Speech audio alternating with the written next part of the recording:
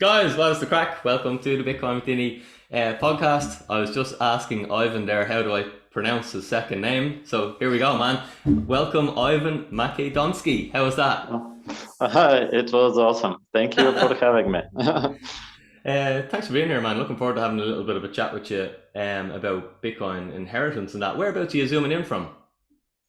I'm coming from Bulgaria, Sofia, Bulgaria, the capital, and joining live with Ireland right now. Awesome, awesome. Good to connect, man. Let's get straight into it because I've heard the story before. It's moving, it's powerful, it's tragic, but I haven't really talked about Bitcoin and like we know as Bitcoiners, and I know you're a Bitcoiner, that Bitcoin fixes a lot of things, but I haven't talked on my podcast before about Bitcoin inheritance. Yep. Could you take us through your sort of traditional inheritance story and how that was? Yep. I would say that the story starts a bit before 2013, and it is a later effect after 2008, because up until 2008, my mother was a businesswoman and she did fairly well. But after 2008, we were okay, but things started to shrink here and there. And the person next to her wasn't really working and he demanded more and more. And at some point, she said, I've had enough. I want a divorce. And in 2013, things were getting really bad. And when he realized that this is actually going to happen, the divorce is going to happen, and he doesn't have an income and stuff like that, he kidnapped and killed her. Stabbed her 13 times in the neck, brutally murdered, and it was a whole thing. And not only emotional damage was caused there, but as I said on another podcast, that the fiat damage that it's causing, it's not only money, it's so much more that it's immeasurable. And this story for me, I bet that there are much worse stories, but this is what I've experienced. And just because it's shrinking money, because somebody is stealing from you, these are kind of the effects that happen as a second and third order consequences. And this is what I've experienced. And in 2014, when that thing happened, I had to become the parent for my sister, and we were trying to figure out how are we going to figure it out, everything. And not only with the killing, but even after that, uh, he managed to take things that were supposed to be inherited by me and my sister, and so he can sell it, so he can form a group to bribe some people so he could have less sentence in jail and all kinds of things. And not only to take some of those stuff, but all the liabilities, the credits and stuff like that were inherited by us. He didn't even pay 1 cent for our education or anything else. And going through that process, you can imagine that you're questioning a lot of stuff. And one of the things that I found out in Bulgaria, how it is set up, is that everything that you buy after you sign the document that you are married, uh, even if you buy 100% of that property, it's half owned by the two spouses. So everything that she ever bought, 50% of it he owned. And not only that, but after she died, the her 50%, you can't inherit it straight away, but you separate it, and even 50% of that he was supposed to own. And 7 years were the trials to convict him, even though he confessed and he was caught with the body and stuff like that. Uh, it was 7 years until we could even use the money, not even the money, but the properties to do what we like. But the damage was already done. And I would say because of those kind of rules that are about laws and marriages, I said, okay, so I don't want this to happen to my children. So I am not going to sign a document that would say I will marry it. So 75% of it goes to somebody that I may not want to, or even if I say I want my spouse to get 20% or even 100%, but it's not my will, which is the whole point of this, that Bitcoin is the first and so far I think the only thing that could execute your will 100% the way that you want it to be. So if you wanted to give it to charity, die with your keys. If you want to give it to one person, you give it to one person. If you want to give it to five people and whatever percentages you like, you set it up this way, and Bitcoin is the only thing that you can do. If Sure, it's not Bitcoin, your will is what the state allows it to be. It's not your will, actually. that's where I wanted to go, like, because it's almost like the state come into it, and even if you don't have a will, the state come into it in Ireland anyway. It's like the state come heavily into it if you don't happen to have a will. So either way, without ever asking for it, it's and I've seen this as well. I've seen when people die that their wishes aren't fulfilled, and something has happened that I know that they wouldn't be happy with, and it's tragic. And I'm like, well, when I die, all the assets I have, all the wealth I've accumulated, I would like it distributed the way I would like. And I know it's not going to affect me because I'm going to be dead.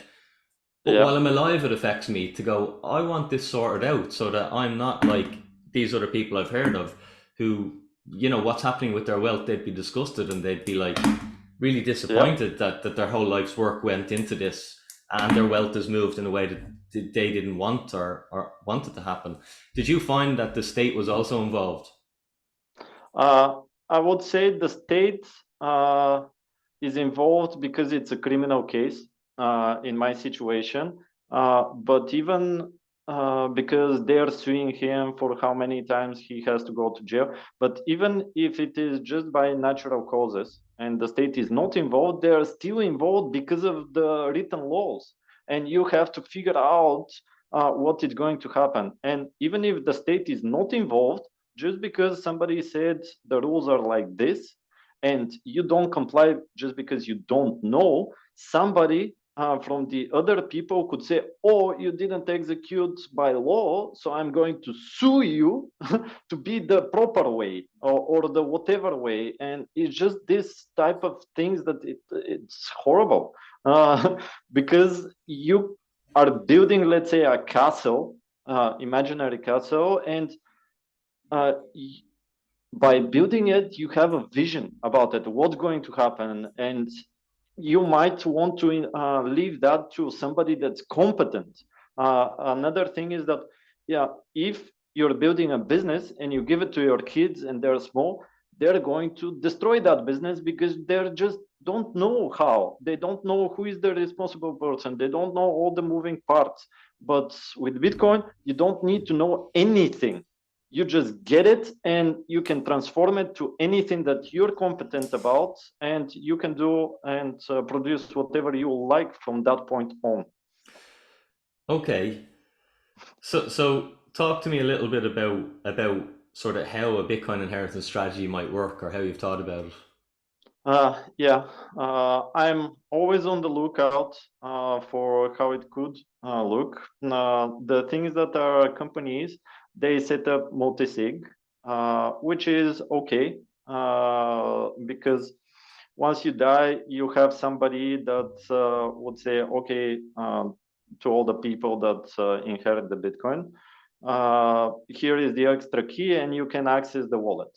But even though it's fine because you know that that Bitcoin will be passed on, again, you get into the point where it's another entity involved. So there could trigger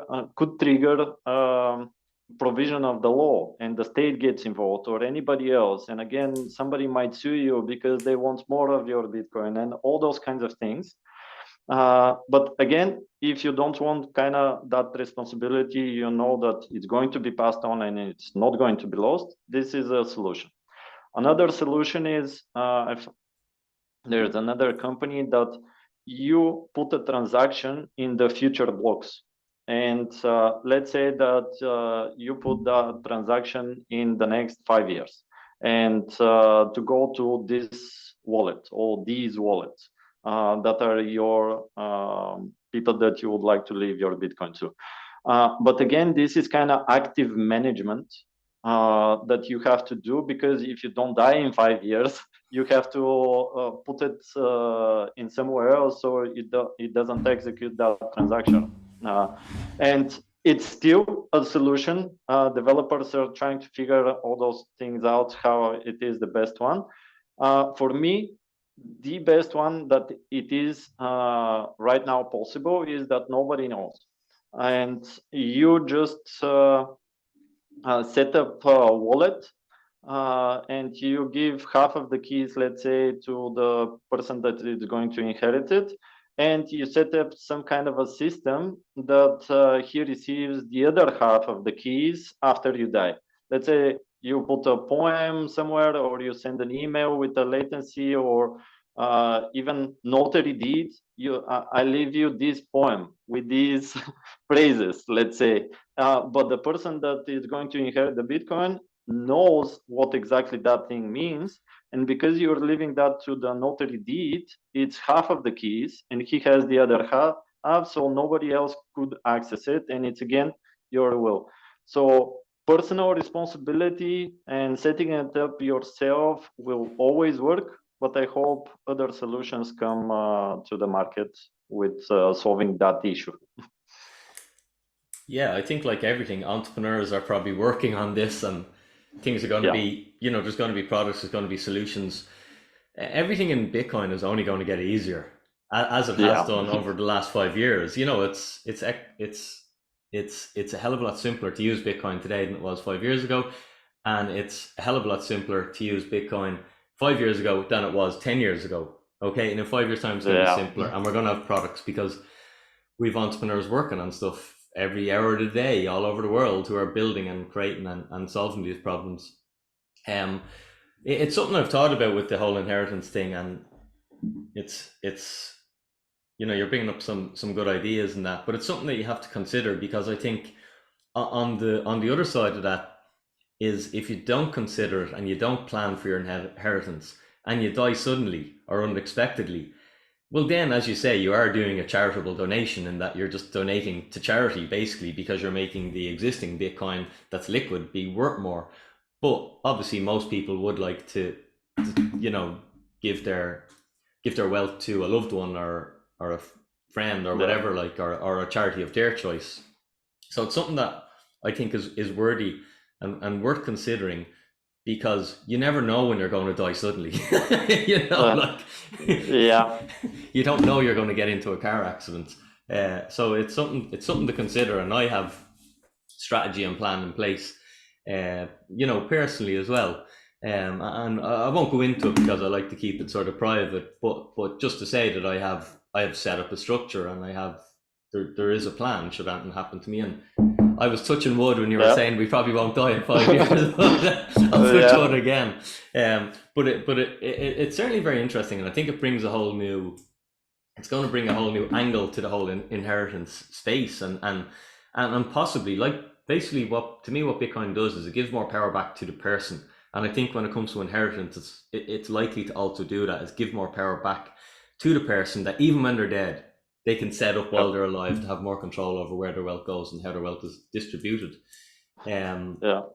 One thought about that, if I may, is that what Warren Buffett says, even though he's not a Bitcoiner at all, he's definitely um, somebody that benefited a lot from fiat. But I like his saying that I would like to retire 5 years after I'm dead. So with Bitcoin, I bet that in the future you could set it in such a way that even after you die, because you know that it's going to increase in value every single Bitcoin, you could say that I'm going to release, let's say, 20% every 4 years or every 10%, and you can expand that thing even more and more for even bigger generational wealth. And I bet that those solutions would come to pass in the future. But something that I was thinking is that you have your wallet set up and you have a trigger with certain policies that if that wallet is inactive for, let's say, the next 5 years, then start executing those policies. I'm kind of on the lookout for something like this, but it's executed automatically through a code, not something that you actively have to manage. Uh, I don't find anything yet, but that would be cool. Yeah, and one thing I was thinking about was I remember seeing a little. It was like a video on YouTube. You might have seen it. It was just a funny thing. Well, it wasn't really. Well, it was sort of tragic funny. He was some guy had inherited some Bitcoin, and he went Yeah. to he googled how much it was worth. Of course, he was like, forget it. And then he googled how much it was worth, and he was like, whoa, it was millions because it was bought, a period of time ago. And then because he had no experience with Bitcoin, he copied and pasted the Bitcoin address and he sent it to an exchange, and then it never arrived on the exchange. And he was like waiting and wondering, and then he went back and he checked his copy paste, and he'd copied all but he'd left out one digit. So basically, he'd lost the whole fortune in one wrong click.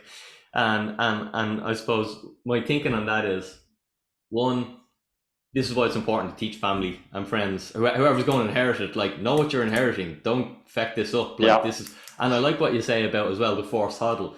That if you don't think that, to like, I'm really good at deferring gratification. I'm really good at, saving this stuff, and but if you think whoever you're going to send the Bitcoin to, you obviously don't want to give it to an 18-year-old. If someone gave me a sum of money at 18, I'd only done bad with it, basically, okay? I'd much rather that they locked it up, and instead of giving me, let's say 20 grand at 18, I'd much rather I received like 200 grand at age 30, because I'd be much more capable of managing that money and growing that money. So the forced hodl is really good to have that in inheritance strategy, that you're drip feeding your whoever's inheriting your wealth over time, as opposed to just giving them all at once. They don't know how to manage the Bitcoin. They don't understand Bitcoin. They don't understand that this is something that's programmed to go up in value forever. And they go and swap it for euros or some currency that's just gone down in value forever, which would be a really stupid thing to do. So we protect Yeah. them from themselves. And then Yeah. they're like kicking the grave going, you bastard, give me the rest of my money. I'm like, it's coming, Yeah. it's coming. Every 5 years you're going to get some. Yeah, and what you said actually is it's not their money. Just like Bitcoin fixed a lot of things, your money is in your account.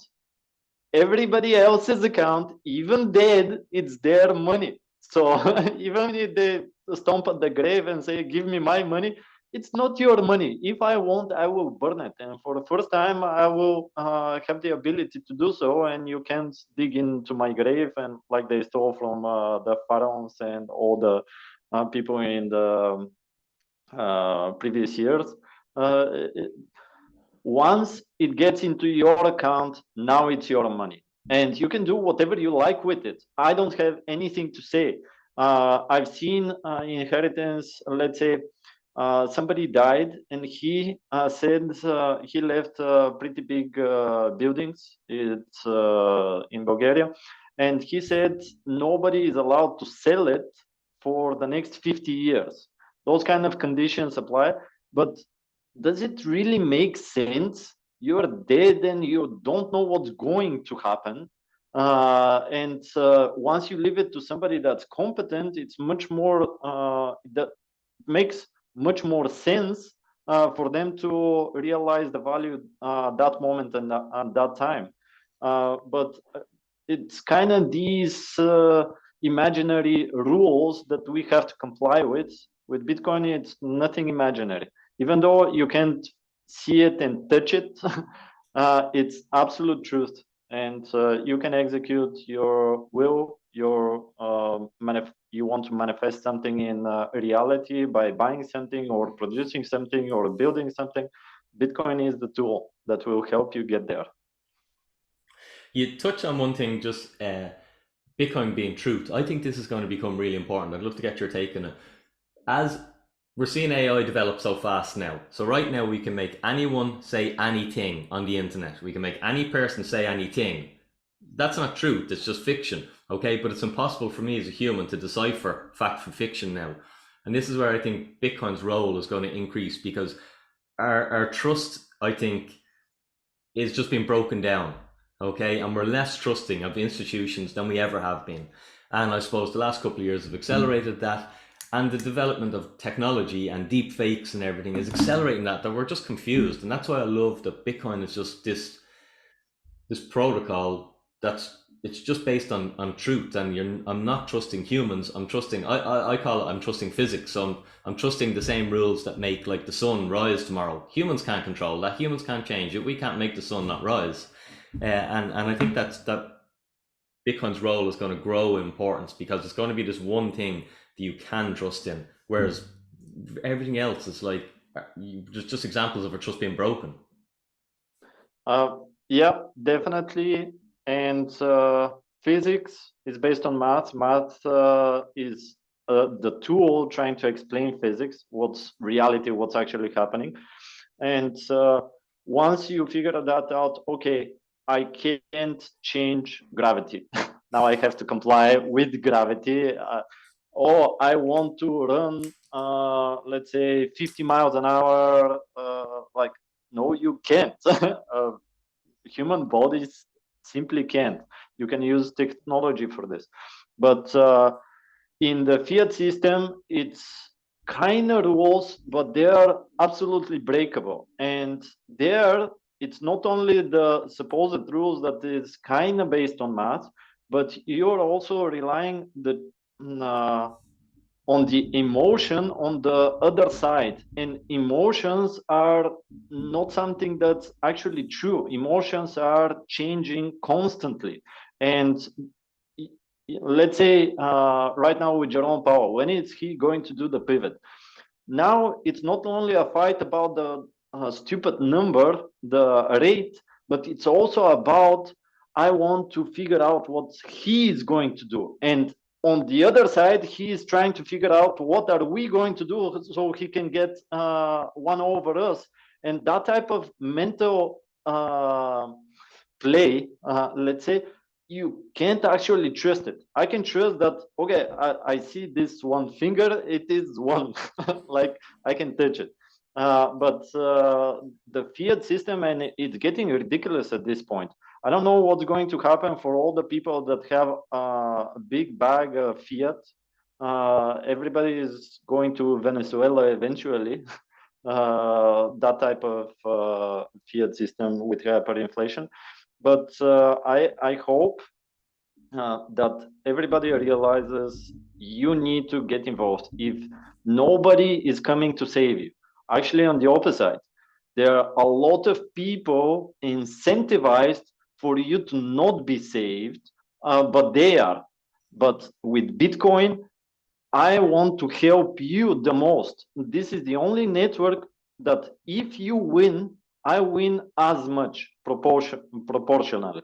And with the fiat system is one against the other. It's survival. And yeah, I can talk for hours and hours, but I'll leave it there for now. Yeah, you mentioned a lot of things there, and I was just scribbling down a few notes. But one of the things I suppose I'll just tackle is, because Bitcoin has a price, there's a stigma of the network. Okay, of the network growing. If Bitcoin didn't have a price and it was just the internet, and people were saying you should get on the internet, there'd be no stigma. But I think we're instinctively, because humans think with fear or greed, we're either fearful or we're greedy of an offer. And because our trust has been broken so many times in the past, we're like, well, what's in it for that person? But this is as you mentioned, it's the one system that everybody benefits. There's as much the benefit as the seller as the buyer of the network. Because really, what we're doing is, as Bitcoiners, is we're teaching people about this network, and they come to a rational decision. They're not forced to onboard like fiat, our traditional money system. It's we all have an option to onboard into Bitcoin. No one's um, is sort of forced into Bitcoin. But it has that stigma. And then what you said about the fiat, system, like no one's coming to save you. You're dead right. They're coming to wreck you. This fiat system works on debt, and that means it relies on people not understanding the system, and people taking on debt and living above their means, and governments living above their means, and then we have to bankrupt people, to have these booms and busts to try and fix the debt for a little period of time, and then we layer upon more debt, and we get more people in debt, and so it's not that they're coming to save you. It's they must wreck you. They must make you struggle financially. That's just how fiat money works, and that's why we're so passionate about this alternative system. That rather than fiat is built on lies because the money is a lie. The money is not true. The money is corrupt. The money loses value. The money is based on theft. Anyone who's consuming that for the first time is like, what is the nonsense he's talking about? But explore money. Spend 10 hours exploring how money works, and you'll agree with every single thing I said there because it's just factual. Okay, it's just how money works. Okay, and Bitcoin works the opposite way. Okay, it's money that's just based on soundness and truth. And a Bitcoin is one Bitcoin. It's the same unit of measurement. I was chatting to my father about this yesterday, and I was saying, Dad, you can build a house with a meter, and in 10 years' time, a meter is still the same length. But like when you're trying to run a business and you're trying to use a euro, it's a measurement tool as well. But it's not fixed. It's not like a meter. It's not like a kilogram. The fucking thing is changing constantly. It's constantly losing its value. And that's affecting all the decisions I can make. And basically what's happening is my value is being stolen out of the euro. Every day I hold the euro. So it's just a terrible system. And humans have we just think things are always been like this. But in the history of money, this is like a grain of sand on the beach that we've been using this trash fiat. It's 50 years. And look at the state of the world. Like, we have one of the fastest growth of technology, which should be making everything cheaper. Like, if you rationally thought about this, I should be working, people should be working what, 5 hours a week, 2 hours a week, with the productivity gains we have. But because the money is absolute trash and it allows governments to expand and overspend and just get bloated, okay, we just have this wealth destruction going the opposite way. And, it's pretty crazy, but this is why we're passionate about Bitcoin, because once you understand both systems, and it does take time. Like, I've studied Bitcoin for thousands of hours, and I've studied money for thousands of hours. A lot of people don't have that time, okay? But once you understand it, that's why you're like a raving lunatic going, come on, like, what are you at here? Why are you living like a slave and just like saving in this thing that's constantly losing your value, or speculating on high risk stuff, when there's a savings technology, okay, with a massive asymmetric advantage, because every human on the planet needs it, every company needs it, every government needs it, every corporation needs it, whatever, everyone needs it, and tiny fraction of the world actually understand it. Yeah, I would say one of the things that obviously I struggle with is explaining to people that have no idea about it, and just feeding off the media what Bitcoin is. And yeah, but let me try to explain it here. Let's say we have one product and another product. This product is twice as valuable as this. So if we trade, I would need to have two of these to have one of these. The other thing is, let's say that there are 100 things of these and 100 things of these. And I invent money that is 300 units only. And you can buy only one of those two things. And let's say these are exactly the same and people are not greedy, just to isolate one variable. And let's say with these 300 of units, now you know what the price of this is and what the price of this is. It's 2 units of money about this, 1 unit of money about this. Simple math. Now, let's say that fiat thinking, let's add 300 more units. What is the price of this? What is the price of this? Double. So now apply this to your life and tell me why the hell would you want to add more money unless you're the person that's receiving this new money? Everybody else loses. And with that same logic, now apply it to, I want to buy a house, I want to buy a car, I want to buy anything. And if you can't buy it like right this second, and you apply, let's say, 10% inflation, which I think we are going to experience the next few decades in fiat, in every fiat, at least 10%. And you realize that you can't buy a house. The purchasing price of the house increases more than your ability to save. And even if you have the ability to save something, because all of your expenses are increasing, now it's just have to pay for the things that you can't afford, and getting decreased goes through that extremely simple math. That's the extreme version of what I figured out. And now apply this with something that's not increasing the units of money. I made the math that if you receive 4,000 units of money, you save 1,500 units of money. And let's say the house is 100,000 units of money. If you do the math with 10% inflation, you figure out that you could never buy that house. If you don't manipulate the units of money, you could buy the house in 3.5 years, something like that. And then you'll start saving about everything else that you want in life. And now tell me that you shouldn't save in Bitcoin. Like, that's ridiculous. Yeah, like fiat promotes this consumer world that the Western world, struggles from, where no one's happy and we just buy shit to fill the void. And Yeah. that's, you know why it is, I think. It's because we've no time. Like, I'm quite fortunate. I set my life up. I'm semi-retired. I've retired a few times. So I spend a lot of time outside. I spend a lot of time thinking. Just spend my time just doing nothing. And I think that's such a gift and a privilege. And most people aren't afforded that, because they got to work their ass off, and then they got to run their home, and and do everything that's needed, that they just don't have the time to find themselves. So therefore they try to buy things to find themselves. And it just feeds into this cycle, and then they die, and it's like you never questioned what the fuck you were here for, or what this journey's about, Yeah. or thought about Yeah. it. Like, really, you just served someone else's agenda, which was to squeeze you, squeeze all the value out of you, and your life was wasted. Like, so, it's quite tragic in a way. And I really think, like, in generations we'll look back at this era and just go, like, they were psychopaths. Like, how did people go along with that? Like, how did no one question it? Why did the lemons just follow along? Like, and hopefully we get there, and we live in a Bitcoin world where it's completely different, and people have time on their terms, and people can work hard and chase money and chase things if they want to, and people can also do as little work as possible and just enjoy life and still be able to live a quality life. Because what fiat does is it extracts the quality out of everything. And this is how I sort of fell down the rabbit hole. Partly, my background is in fitness. I broke my back. I set up a fitness company. Very successful, ran that. But in learning about nutrition and the food pyramid, I was like, what is this garbage? Like, we were all healthy young lads at the time in college, and they're teaching us this trash. And we're all like, you don't eat like that. You don't eat processed carbohydrates a day if you want to be healthy. Like, that's how you get fat and sick. Like, and Yeah. I started to question, but then Bitcoin made the whole world make sense to me. And it's just like, you have to extract the quality. Processed carbohydrates are much cheaper than actual real quality food. The same reason why we're going to eat bugs now soon, and that's just, again, because now processed carbohydrates are too expensive.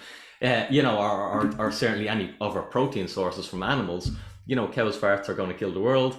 Whatever the take on that is, but like, it's like bugs are a lot cheaper. That's the be all and end all. It'll be sold for whatever climate change reason, but it's just that bugs are a lot cheaper to manufacture and process. There's your protein. Eat bugs rather than eating actual, Yeah. quality meats. Yeah. And just on that point, actually, I was a vegetarian for 8 years, something like that. And because I quit all the things that are with barcodes, I felt good. And I thought, because I was a vegetarian. But when I started learning about Bitcoin, you get into the health diet and what's actually nutritious. And now that I'm trying to be on the carnivore diet as much as possible, someday I will be.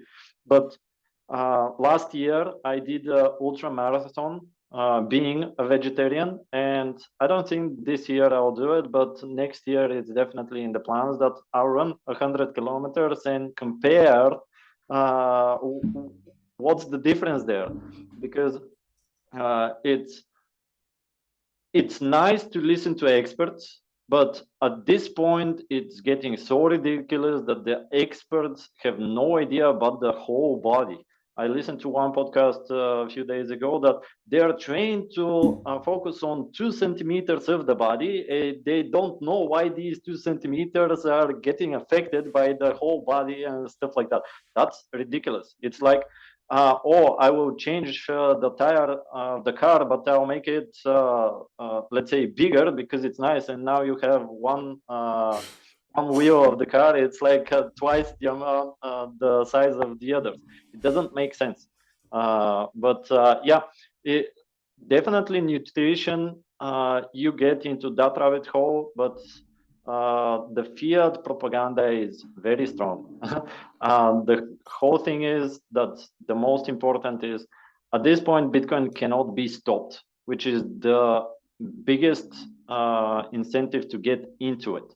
Because if it could have been stopped, then it's a big risk. But at this point, you getting into it, you're making it stronger and you're depleting the fiat system. So get on board, or definitely, as I said, there are people incentivized for you to get worse and worse, incentivized for you to produce the most for somebody else, not for yourself.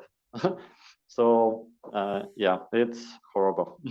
Yeah, you constantly have to produce more for the same, more for the same, more work for the same output, more work for the same output. And uh, I've chatted about that before. Like in that, my granddad, he used to work. He built a family, a home. He built two extra houses because he had the disposable income to do that. My parents, now both parents work. They work really hard, and they work much harder than one person worked. And now in my generation, it's even harder again. Like, and then in the generations behind me, it's just like they haven't a hope of owning anything. Um, because it's just you have to do more for the same, more for the same, more for the same. It's just this constant sliding scale until the currency is just totally trash. And we're on that journey. I was looking at the euro, and the euro has lost over 50% of its purchasing power. It's only out 20 years, like 50%, like Yeah. 100% to zero. Like we're halfway there, and people don't realize that is. I actually wrote a little thing. I wrote this for family and friends, something that I could just give out to people, real simple terms. And then I just made it that I could send to everyone. But I tried to map out in simple terms. And I started with gold. And I just showed people that, listen, if you just got your wages every week and just put it in gold instead of fiat, like you'd be orders of magnitude more wealthy because your purchasing power wasn't stolen, or wasn't depleted as it was in a fiat. And I think of gold and I think of Bitcoin as not really investing. I think of it more as savings, because gold has been a savings technology for thousands of years, and Bitcoin is a new savings technology. It's basically a technological innovation on top of the analog product, which was gold. Just like fucking Netflix is on top of Blockbuster and all these other iterations that we've had. The cloud is on a filing cabinet. It's just a better version. But the fundamentals are the same, and therefore you don't have the investment risk that you have with stocks and you know companies and everything else that we can put our money at risk in. To me, it's like it's not a risk. And I suppose I'll give my disclaimer and say, not financial advice. Do your own due diligence. Don't go buy Bitcoin, because Dinny said. But just to finish on that point, um, 10 years ago, a small amount of money invested in Bitcoin would have been the best decision of your life. That is the same today. That a small amount invested in Bitcoin, it's not a guarantee, it's just highly likely to be in a decade a great decision. So you can leave your small amount of the money in the bank and it'll be worth feck all in 10 years. Or you could put your small amount of money in Bitcoin, that's possibly a really good decision. Or you could do even better. You could just start learning about the things so you can make proper decisions on how to manage your money, and understand risk management and stuff. Anyway, enough on all that. What I want to get into now is let's make it hopeful. So I think Bitcoin is hope, Yeah. because I see this in, I watch videos in Africa of little villages, and they're getting on board, and I'm able to watch the video, get the lightning QR code, scan it, and make a donation straight away instantly. It's awesome, okay? But I also see it in my office. I do Bitcoin consulting and I teach people how to build it into pension plans. And I see that it changes people. They come in worried about everything that's going on in the world, all the uncertainty. And once they start to figure out about Bitcoin, they feel really hopeful. They just feel much more positive. And in our community, I've got a retire early club. It's called a WhatsApp community. There's over 100 people in it. And The people are just more hopeful. They're more positive about the future. They're not as fearful. How do you feel Bitcoin is hope? Do you personally get that? Do you see that? Uh, Me going through my personal story, I know that Bitcoin is hope. That is the emotion that is striking when you get out of fiat. But that is, I would say, the first emotion, because once you realize that you don't need to be hopeful anymore, when you get down further enough in the rabbit hole, or your stack is enough that you don't need to worry about you and your family, then you get into maybe you retire a little bit. But I don't think that people would ever work 2 hours a week. I'm not talking about exceptions, but people would want to connect to other people. People would want to produce stuff, would want other things to manifest in their lives. So if they manifest those things, then they make the lives of the family better, the lives of the community better, the lives of the whole humanity better. But hope, I would say, is the first emotion when you're struck for the first time once you get out of the fiat. And it definitely is, but it's an evolving ecosystem full of humans. And once you get all the people to be hopeful, what is next is my question. For other people will be different things, but then you realize that you can do absolutely anything. Something will take a little time, some things will take Ivan, just to stop you there. Your audio's gone quite bad. Maybe your headphones okay?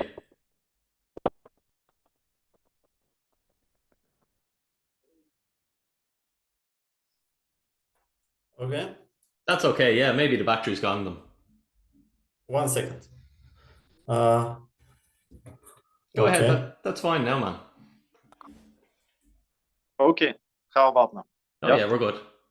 Yeah, sorry about that. So just to finish is, after hope is where the productivity will be amazing, where all that technology that we're supposed to save us time, it's not only to save us time, it is to give us more so we can do more, so we can share more, because the field system, all the economy needs to be stimulated.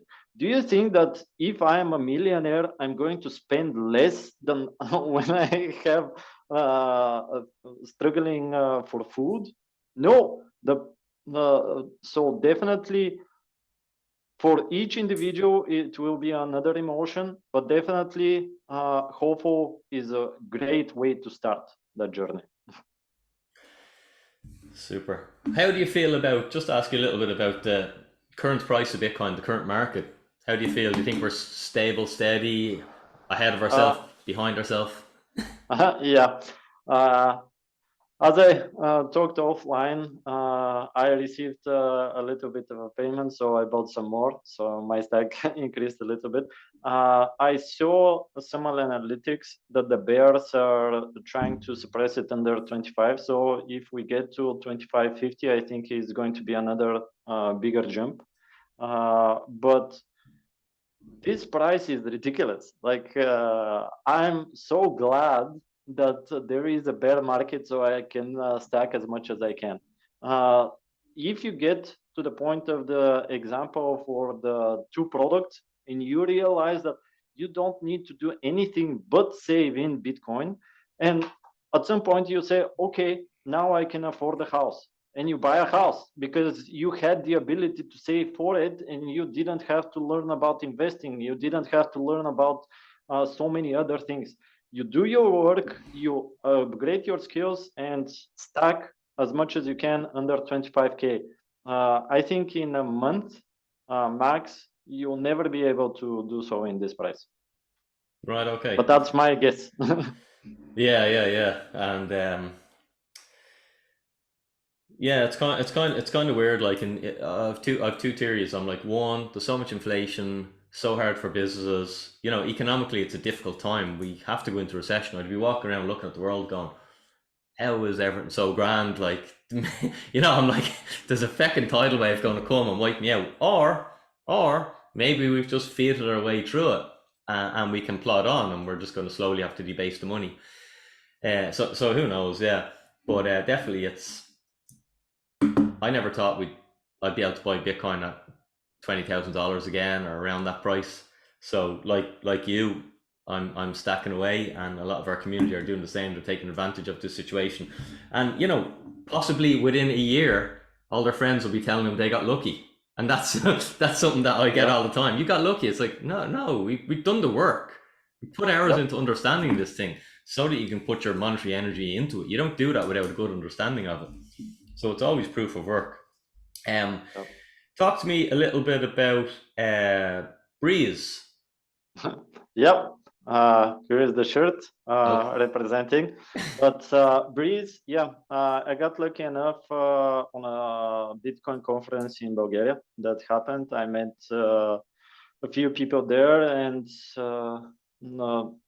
must have made an impression. So they were gracious enough to put me in front of the team of Breeze, and I'll be joining in next week, Awesome. 1st of March.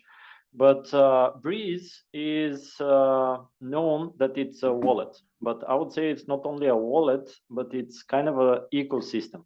Because in Breeze, you can receive through Lightning Network, and it's self-custody type of wallet. But not on top of that, you could listen to podcasts, and if you're the one producing the podcast, you can receive sats streamlined through that. So value for value, what Adam Curry created.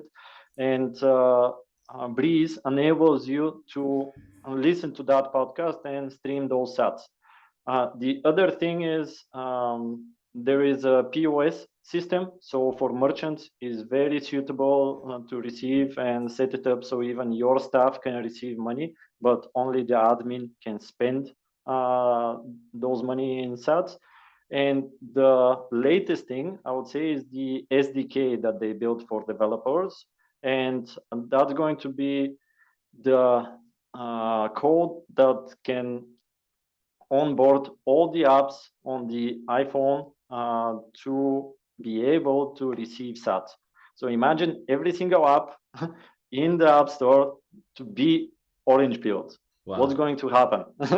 So I'm still not completely in the team, obviously, but I'm very bullish on the team, and I'm so grateful to the people that introduced me. And my true proof of work starts on 1st of March. Fantastic, man. Well done. Be excited to hear how you're getting on there in the future. And I know you're on Noster. Can you tell us a little bit about that sort of beginner level? I started playing with it. What is it, Ivan? Just for anyone who's not familiar with it. Noster is a protocol that allows you to save your connections, and it's peer-to-peer communication. Just like Bitcoin, I can send you some sats and nobody has to know. The technology there is that I send you a message the same way, but it's kind of broadcasted to the whole network. And the way that I visualize it, at least myself, is imagine that Twitter, Facebook, Instagram, Snapchat, all those platforms are connected to a base layer where all your connections are on this base layer. And let's say somebody posts something on Snapchat. Let's say I have a Snapchat, and it's broadcasted to all those platforms. So this is kind of the messaging. And I don't have to have Twitter in order to be connected to those people because they're on the base layer. And with this shadow banning and all kinds of algorithms that are against you, now there is no algorithm, but the communication goes peer to peer. And let's say Twitter gets blocked or gets bankrupt, you don't lose any of your connections.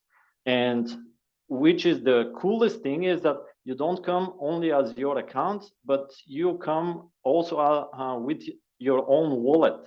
So you can stream sats. Let's say I like this meme, so I'm going to send you 5 sats, or I like this song or everything else. And now the streaming sats is incredible. And they implemented some cool stuff. with different clients. And the streaming of sats with wallet of Satoshi exploded. Like the last week, it's really parabolic. But you can connect other wallets as well. But that's kind of it. It's your place where you save your connections, but you broadcast the message through all the platforms. Now it's still early days, and there are some bugs and there are limitations on all those clients, all those future Twitters, future Instagrams, and stuff like that. But they're building it extremely fast. And I think for this month alone, it went for February, or I think for January, not exactly certain, that it went from 100,000 users to 600,000 euros. So it's getting really connected really fast, and it's really fun where you receive some sats and you don't know why, but just because you're there. But you obviously have to provide some type of value. But for example, let's say this podcast, you can broadcast, let's say 1 minute or 2 minutes, place it there and say how much is this value to you, and people will stream you sats because of it. So that's my take on Noster. Deadly, sounds awesome.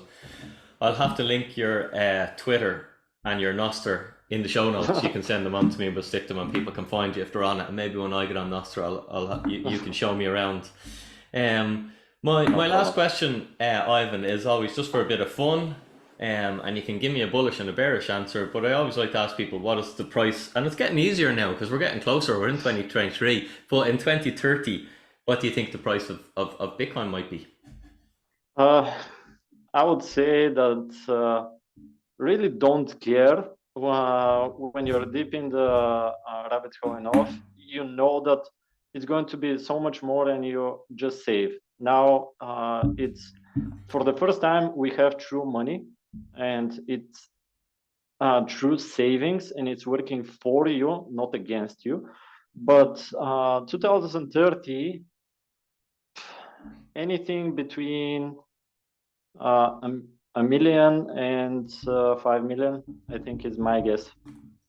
Wow, awesome! No one can no one can say we're not bullish. Yeah. And I would say that the next 10 years would even explode. I was doing the game theory in my mind.